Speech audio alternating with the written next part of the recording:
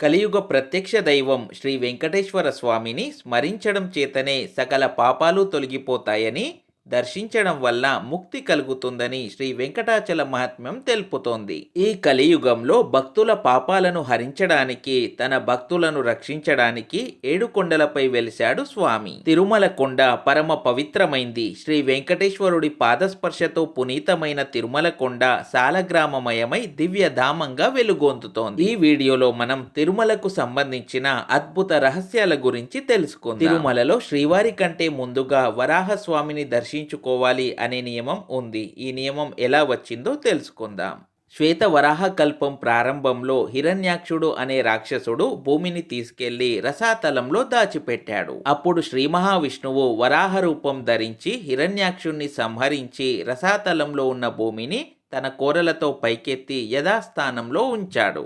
ఆ తర్వాత వరాహస్వామి భూదేవిని వివాహం చేసుకొని తిరుమల కొండపైనే స్థిర నివాసం ఏర్పరచుకున్నాడు. భృగు మహర్షి దుశ్చర్య వల్ల కలత చెందిన లక్ష్మీదేవి వైకుంఠం వదిలి కరవీరపురాన్ని చేరింది. లక్ష్మీదేవిని అన్వేషిస్తూ శ్రీమన్నారాయణుడు తిరుమల కొండ మీద గల చింత చెట్టు నీడలోని పుట్టలో చాలా కాలం యోగ నిద్రలో ఉన్నాడు. అప్పటికే తిరుమల కొండపై ఉంటున్న వరాహస్వామిని శ్రీనివాసుడు తిరుమల క్షేత్రంలో ఉండడానికి 100 అడుగుల స్థలాన్ని ఇవ్వమని అడుగుతాడు. తొలి దర్శనం, తొలి పూజ, తొలి నైవేద్యం తనకు సమర్పించే నియమం మీద వరాహస్వామి వెంకటేశ్వర స్వామికి నివాస స్థలాన్ని దానం చేశాడు. అందుకే తిరుమలలో శ్రీవారి కంటే ముందుగా వరాహస్వామిని దర్శించుకోవాలి. వరాహస్వామి ఆలయం శ్రీవారి ఆలయం సమీపంలో స్వామి పుష్కర్ని ఒడ్డున ఉంది. వరాహస్వామి వెంకటేశ్వరుడికి ఇచ్చిన 100 అడుగుల స్థల దానానికి సంబంధించిన రాగిరేకు వరాహస్వామి ఆలయంలో ఇప్పటికీ ఉంది. ఇప్పుడు మనం శ్రీ వెంకటేశ్వర స్వామి మాతృమూర్తి అయిన వకులామాత జన్మ రహస్యం గురించి తెలుసుకుందాం. ద్వాపర యుగంలోని యశోదే వకులామాత. శ్రీకృష్ణుని పెంచి పెద్ద చేసిన తల్లి యశోద.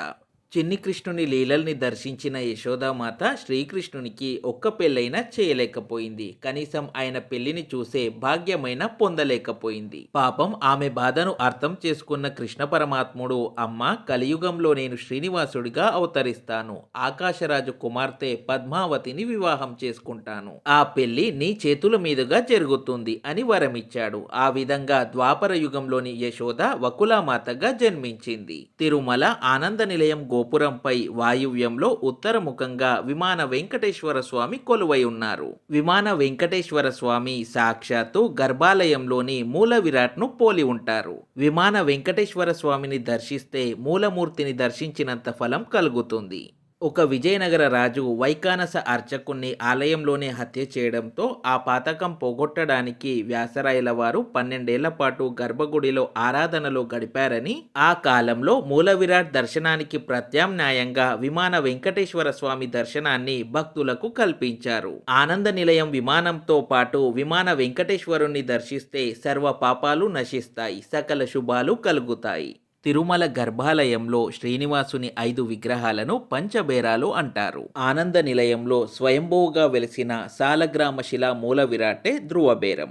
ధ్రువబేరానికే తోమాల సేవ, అర్చన, అష్టదళ పాద పద్మారాధన, అభిషేకం మొదలైనవన్నీ శోభాయమానంగా జరుగుతాయి. ఏకాంత సేవ తర్వాత ప్రతిరోజు బ్రహ్మాది దేవతలు వచ్చి ధ్రువబేరాన్ని పూజిస్తారు. పంచబేరాల్లో రెండవది ఉత్సవ బేరం. ఉత్సవాలలో ఊరేగించబడే మలయప్ప స్వామి వారిని ఉత్సవ బేరం అని పిలుస్తారు. మలయప్ప స్వామి శ్రీదేవి భూదేవి సమేతంగా నిత్య కళ్యాణోత్సవాలు, వాహన సేవలు, ఊంజల్ సేవ, సహస్ర దీపాలంకరణ సేవ వంటి సేవల్లో పాల్గొంటారు. ఉగ్ర శ్రీనివాసమూర్తి విగ్రహాన్ని స్నపన బేరం అంటారు. తిరుమలలో మొదటి నుంచి ఉగ్ర శ్రీనివాసుని విగ్రహమే ఉత్సవ విగ్రహంగా ఉండేది.